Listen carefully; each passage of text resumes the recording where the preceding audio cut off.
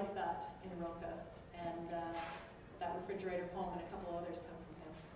So that's a couple. There's a whole slew of Canadians that I really like. Name a few of them. Don Mackay was big. When I went to school and did that master's degree I was telling you about, that was with Don Mackay and Jan Zwicky.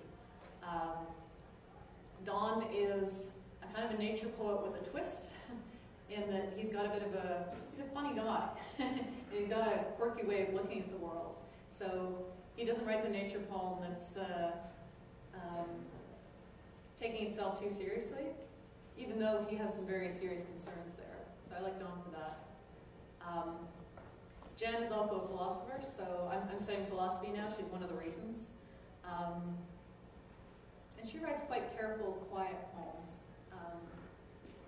Also a lot of nature poetry.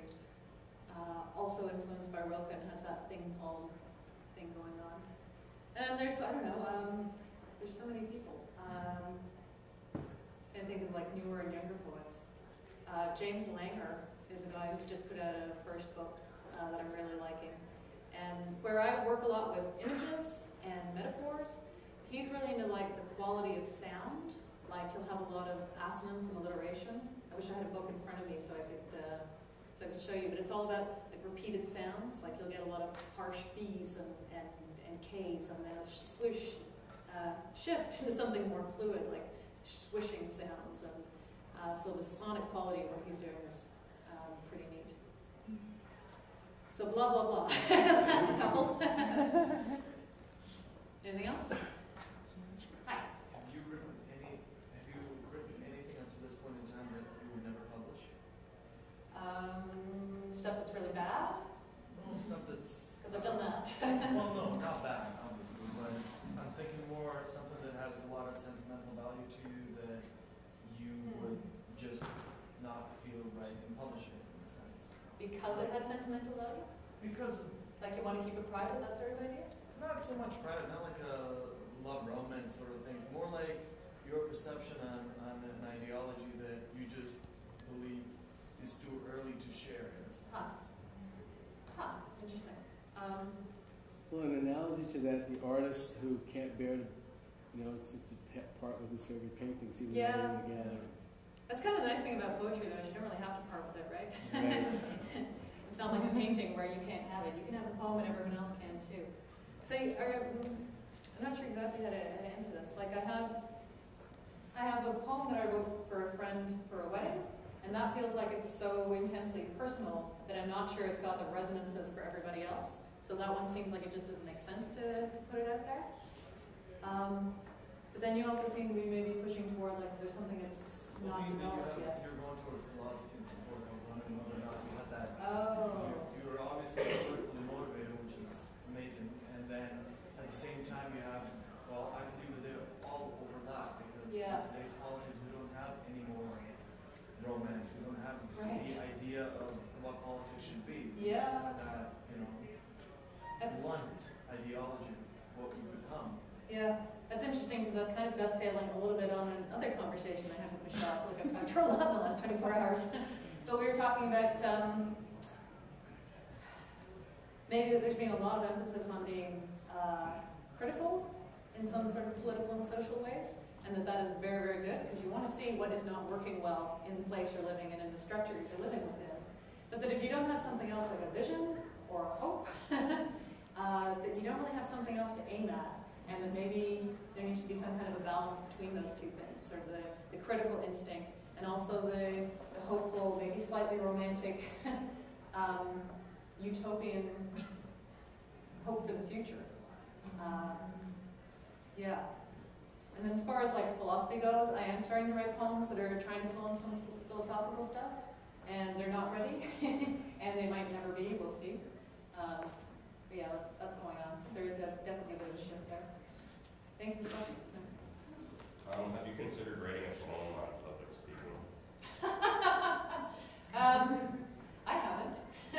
I have a friend who wrote one, wrote a poem about reading poems, and it's actually a great one to read. Yeah. Have you? No. It's not a bad idea. It's hard for me to do something that's that that much looking at myself. I was just talking about really trying to look outside of myself. If I wrote something public speaking, it would be very looking at me. And I just don't do a perfectly good job at that. Yeah.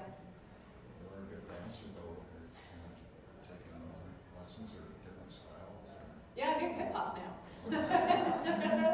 Yeah, I'm not very good at it yet, but we're working on it. If I could last question maybe before we have to end it this line. Because of the musical influence here, do you think music and poetry are connected? If there is a kind of rhythmic quality to language that differentiates a poem from prose, and you obviously like dancing, and you are good at it. There's definitely musicality in poetry. For me, that's what makes poetry not prose, really, is that musicality is heightened.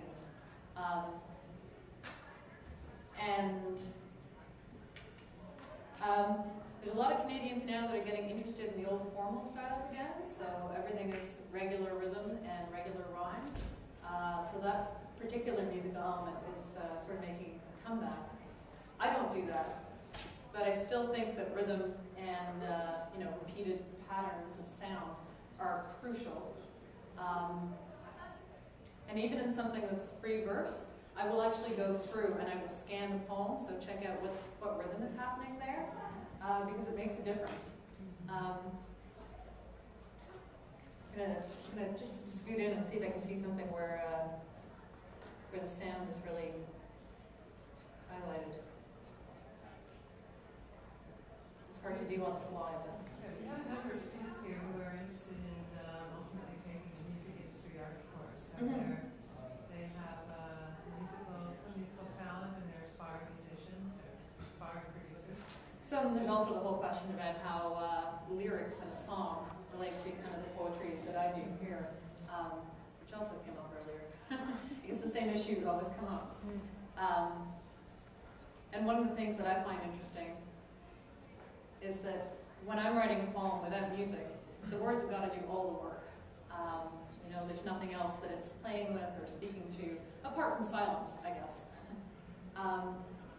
But I find it fascinating that with the lyrics that are set to music, I like blues music quite a bit, and I love that you'll get like the same phrase repeated over and over and over, like, since my baby left me, and even from song to song. And just because of the music that's happening around it and the way it's being sung, I don't know, it can start to feel like it means different things. And that's a harder effect to get when you're only working with words.